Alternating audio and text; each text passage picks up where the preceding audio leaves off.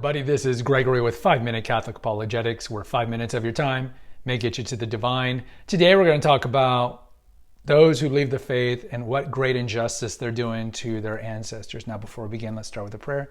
In nomine Patris et Filii et Spiritui Sancti. Amen. Gloria Patri et Filii et Spiritui Sancto, sic ut era in principio et nunc et semper et in saecula saeculorum. Amen. All right, well, this episode might rile up some feathers, but it's something that fallen away, fill in the blanks need to hear.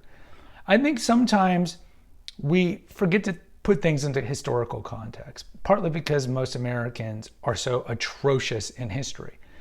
But let's look at our own Christian faith. A lot of people sacrificed so you could have the faith that you have now.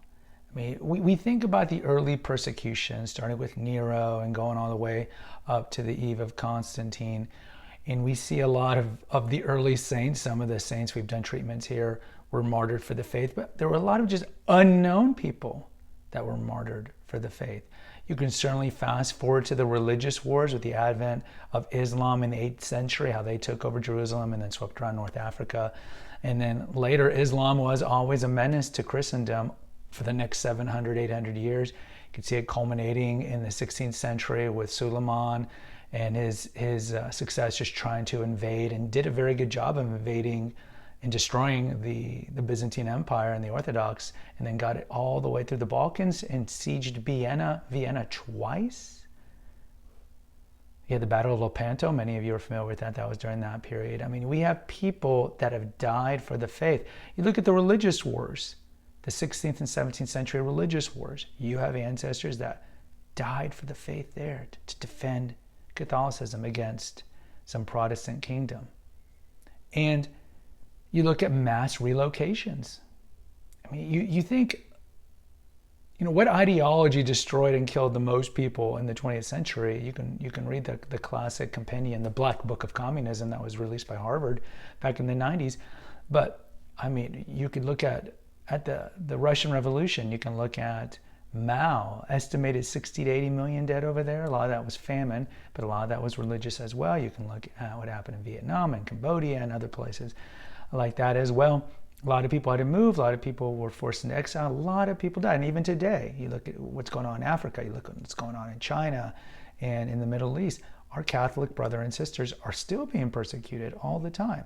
So when you come and you're like in your child, I don't really care about the faith, and of course you get inculcated when you go to high school and certainly college, like, oh, I'm too good for my faith, I don't practice my faith. Did you not understand that you're pissing on all your ancestors that sacrificed for you, sacrificed for their children, who pass it on to their children, who pass it on to their children, so you could just piss it away out of intellectual arrogance, thinking that you know better?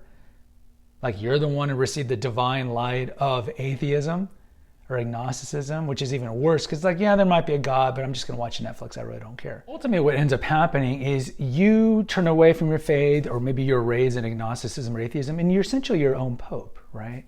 It's more egregious than the cafeteria Catholic. You're your own pope. I'm gonna decide what's best for me. I'm gonna follow my conscience. I'm gonna follow what makes me happy. I mean, how many cautionary tales through Western civilization history do we have to read, like the Portrait of Dorian Gray and all these things, about how that's a colossal idea? Because essentially, when you turn your back on God and the moral deposit of faith that we find in the church and in a lot of religions that teach the same thing, then essentially your life becomes just a series of hedonistic and selfish acts, right? I'm gonna do what's best for me. And you end up being selfish, and you end up being a slave to the flesh, as St. Paul talks about. How is that good for you? It's not. It's corrupting. It's corrupting to you. I mean, talk about the ingratitude and how you're just slapping the faces of your ancestors by turning away from a faith that they sacrificed for so they could give it to their children, grandchildren, and so forth. And you think you know better? It's nothing new under the sun. You see that in the old, Ecclesiastes that says that? And you see that in the New Testament too. Christ and St. Paul all warn against lackadaisical fervor of the faith. They warn against, and we talked about this in particular, like 2 Corinthians, about false prophets, false teachers. Christ worries and tells you about watch out for false teachers, false prophets. So anything that takes you from the faith is a false prophet, right? I mean, there's two ways you're going. Like all of us have thousands of problems maybe, but you're either going toward the light or away from the light. It's one of the two. But either way, have humility. Have humility. So if you're leaving the faith or left the faith because you didn't like the church's stance on fill in the blank, whatever it is, gay marriage, Protestants not receiving the Eucharist, or whatever it is, why don't you turn to obedience and think about the wisdom that Holy Mother Church has protected in its deposit of faith for 2,000 years, and just maybe think that they and all the theologians, all these great minds, maybe know better than you. Maybe they just know better than you. And understand too, you have been inveigled by the snares of the devil. We talk about this in the episode, There's No Such Thing as Liberal Catholics. You've been snared by the devil. This is exactly what he wants. And again, you're just pissing on your ancestors, for lack of a better word. So how about this? Whatever issue you have with the church, look into it. Find out exactly what the church teaches on it, but instead of what you think it does. And understand the divine wisdom of the church and why it teaches that. And lots of times, especially with the moral teachings, it's because the lack of moral teachings, and you see this enumerated in Galatians, right? The works of the Spirit. The church teaches these things to protect you, right? Fornication, alcoholism, or drinking, carousing, all these things are bad for us, right? So stop the rebellion. Like Star Wars, stop the rebellion. Be obedient to church.